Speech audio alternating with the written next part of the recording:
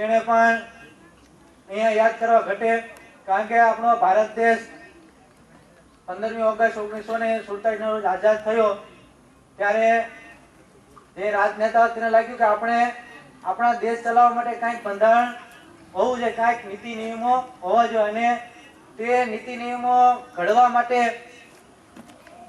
मुस्लिम गीता पे हिंदू चलता है, कुरान पे मुस्लिम, बाइबल पे ईसाई चलता है, बाइबल पे ईसाई चलता है, लेकिन मेरे बाबा ने बनाए हुए संविधान पर पूरा देश चलता है।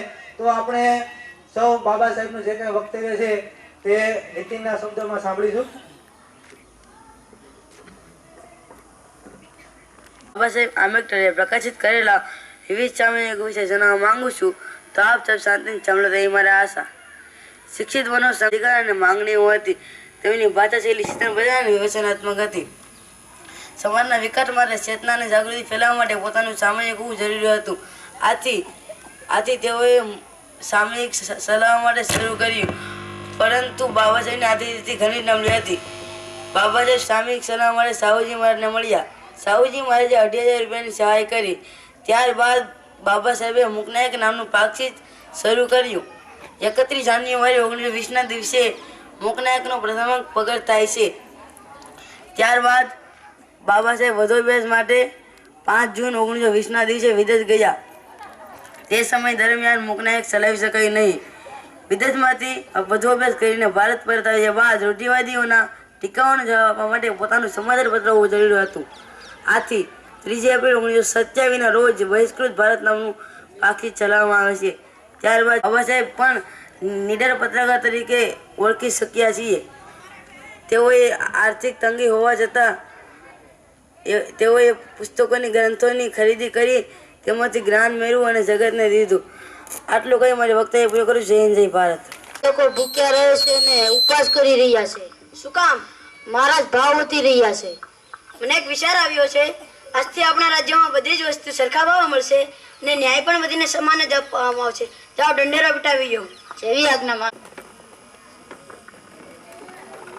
સાંભળો સાંભળો સાંભળો, આપણા નગરમાં બધી જ વસ્તુ સરખા ભાવે મળશે અને ન્યાય પણ સમાન મળશે અને ભૂલો સજા પણ સમાન મળશે। સાંભળો સાંભળો સાંભળો।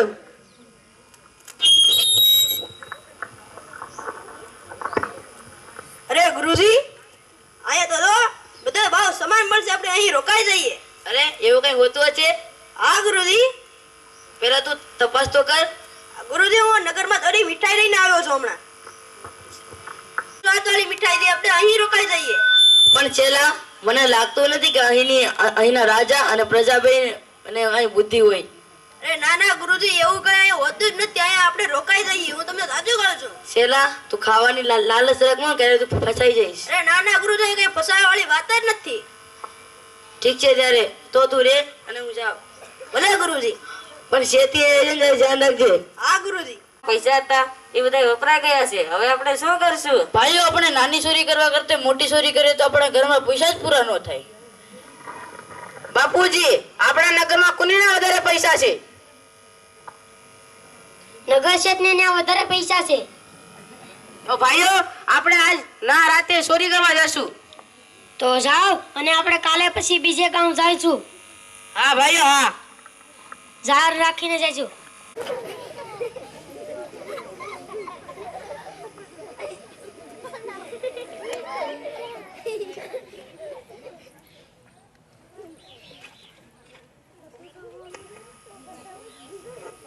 જે તમારા છોકરા નથી આવ્યા તે આ ક્યાં ગયા?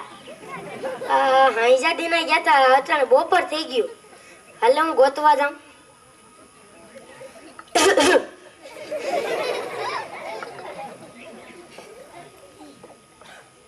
અરે મારી બાપા, મારા છોકરા તો મરી ગયા। એ કન્યા, એલા ઉભો થો ને, એલા મને તો ખવડાવીએ કોણ? હું ઘેર બેઠા ખાતો હતો ને અહીંયા જો મારે મરી ગયા છોકરા। એલા મન્યા, એ સન્યા, એ પોટિયો તો આગો વેજો।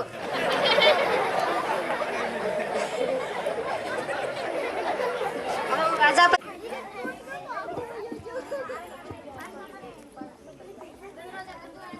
શું થયું?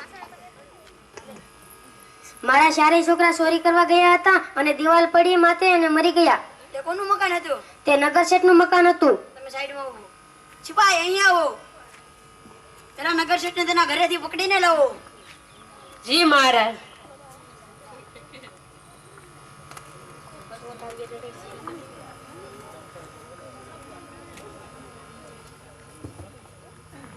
એ દિવાલ પડી એટલે તે મરી જાય તે વાત સાચી છે? હા મહારાજ. તો તમને ફાંસીની સજા આપવામાં આવશે. કેમ મેમ એમાં મારું શું વાંક? મારું ઘર મારું હતું પણ એમાં મકાન તો કડિયા બનાવેલું હતું. જો સજા દેવી હોય તો ત્યાં કડિયાને દઉં. તમે સાઈડમાં આવો. સિપાઈ અહીંયા આવો. જી મહારાજ. પેલા કડિયાને પકડીને લાવો.